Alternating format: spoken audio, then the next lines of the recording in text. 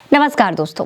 एक तरफ मोदी जी संसद में खड़े होकर कहते हैं कि लोकतंत्र के लिए आलोचना का बड़ा महत्व है, मैं उसे जानता हूं, मैं उसे समझता हूं। दूसरी तरफ उसी संसद से एक ही दिन में 92 सांसदों को सस्पेंड कर दिया जाता है। हालांकि अब तक पूरे 141 सांसदों को सस्पेंड किया जा चुका है।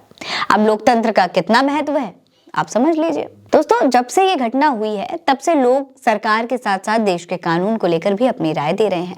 लोग पूछ रहे हैं कि आखिर भारत को डेमोक्रेटिक यानी कि लोकतांत्रिक देश क्यों कहा जाता है। इसे तो तानाशाही घोषित कर देना चाहिए, बिल्कुल चीन और कोरिया की तरह, जिससे कोई भी इंसान अपने महाराज के हुक्म को टाल ही ना सके। ऐसा इसलिए क्योंकि जब सरकार के कामों को लेकर सवाल करने के लिए विपक्ष ही नहीं रहेगा तो वही होगा जो साहब चाहेंगे, साहब के चेले चपाटे चाहेंगे, और किसी के पास तो सरकार से सवाल करने की हिम्मत ही नहीं है।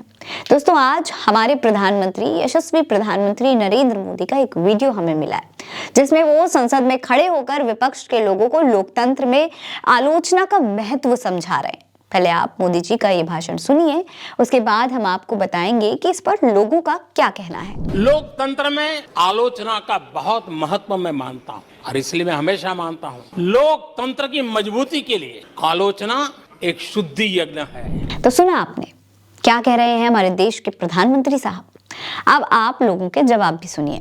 ललित शकरवाल कह रहे हैं कि तानाशाही सरकार चला रही है, मोदी जी तो लोकतंत्र को खूंटी पर टांग दिए हैं। संजीत कुमार शर्मा कहते हैं कि घमंड सर चढ़कर बोल रहा है, लग रहा है फर्स्ट और लास्ट यही है। गोविंद कुमार कह रहे हैं कि इतना गिरा हुआ तो हिटलर का शायद राजतंत्र भी ना रहा होगा।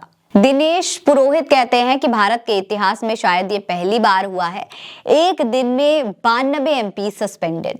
शतक भी पूरा कर लेते। आखिर सांसद आपने जो बनवाया है, क्या ये तानाशाही का राजशाही शासन की ओर इशारा तो नहीं है? खिलाफ बोलेंगे तो सस्पेंड कर दिए जाओगे। अमन पटेल कहते हैं कि मिस्टर 56 इंच आप इतना काहे डर रहे हो? सर्कस भी तुम्हारा, कलाकार भी तुम्हारा, दर्शक भी तुम्हारे, फिर डर किस बात का? अब सोचने वाली बात यह है दोस्तों कि जब खुद प्रधानमंत्री को आलोचना स्वीकार है तो इन सांसदों को निलंबित करके क्या जाहिर करना चाहते हैं?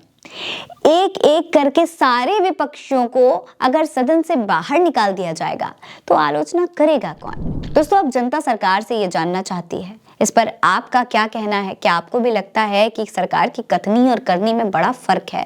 तो हमें कमेंट सेक्शन में लिख कर बताइए। ये खबर आप उल्टा चश्मा यूसी पर देख रहे हैं।